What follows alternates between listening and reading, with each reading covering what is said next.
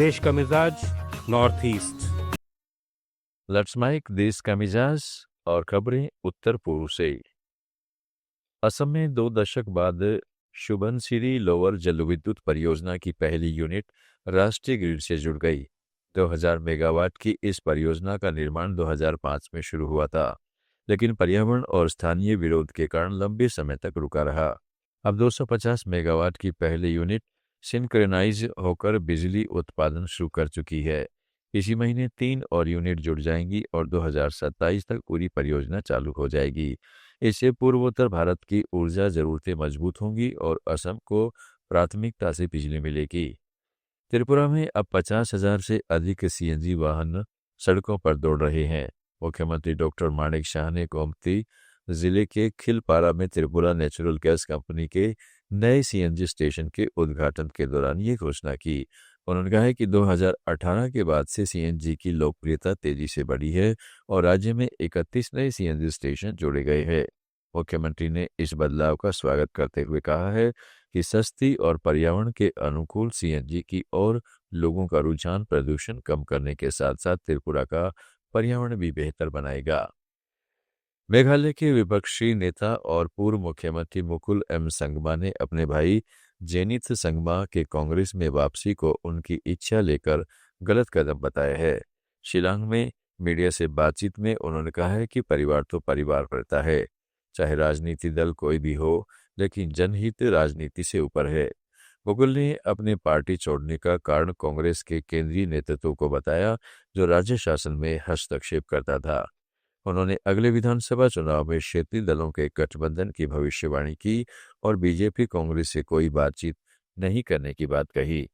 अपनी पार्टी तृणमूल कांग्रेस के कुछ सदस्यों की अनिश्चितता के बीच मुकुल ने कहा कि उनकी पार्टी गारो हिल्स ऑटोनोमस डिस्ट्रिक्ट काउंसिल चुनाव में सभी 29 सीटों पर उम्मीदवार उतारेगी और गठबंधन के लिए खुली रहेगी। लेट्स माइक देश का मिजाज नॉर्थ ईस्ट।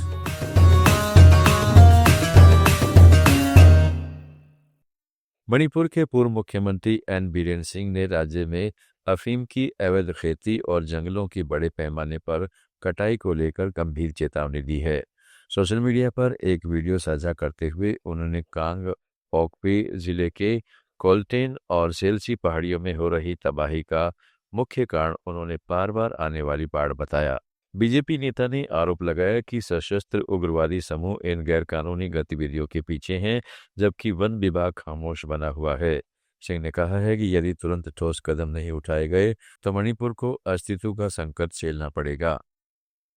अरुणाचल प्रदेश के तवांग में मुख्यमंत्री पेमा खांडू ने छठे दलाई लामा त्सांग यांग ग्यात्सो पर अंतर्राष्ट्रीय सम्मेलन का उद्घाटन करते हुए कहा है कि उनके जन्म स्थान में उनकी आध्यात्मिक और काव्य विरासत अभी भी पूरी तरह जीवंत नहीं हो पाई है। खांडू ने अफसोस जताया है कि लोग उनके गीतों को तो जानते हैं, लेकिन उनके ऐतिहासिक महत्व में आम जनता अब भी अनजान है। सम्मेलन में विश्व भर के विद्वान उनकी रचनाओं को एकत्र कर हिमालयी बौद्ध संस्कृति को समृद्ध करने पर चर्चा कर रहे हैं। मिजोरम के लाई ऑटोनोमस डिस्ट्रिक्ट काउंसिल चुनाव में बुधवार को 83.99% मतदान हुआ। 25 सीटों के लिए हुई इस चुनाव में सकेलुई क्षेत्र में सबसे अधिक 94.59% और लांग तलाई चंदमारी में सबसे कम 73.54% मतदान हुआ। सत्तारूढ़ मिजोरम पीपुल्स मूवमेंट ने सभी 25 सीटों पर उम्मीदवार उतारे, जबकि एमएनएफ ने 20, कांग्रेस ने 14 और भाजपा ने 10 सीटों पर चुनाव लड़ा। कुल 111 मतदान केंद्र बनाए गए, जिनमें से कुछ दुर्गम इलाकों में पैदल या नाव से ही पहुंचे जा सकने वाले थे। मतगणना 9 दिसंबर को होगी। नागालैंड के दीमापुर में हुए Nagaland revival and healing services में रिकॉर्ड 70,000 से अधिक युवाओं ने हिस्सा लिया। देश का मिजाज में फिलहाल इतना ही। जुड़े रहिएगा लेट्स माइक के साथ। आप सुन रहे थे let's mike more than radio. Follow कीजिए हमें हमारे सोशल मीडिया प्लेटफॉर्म्स पर। It's time for news. It's time for more than radio. Presenting the first radio news app, Let's Mic. Let's Mic, a news-based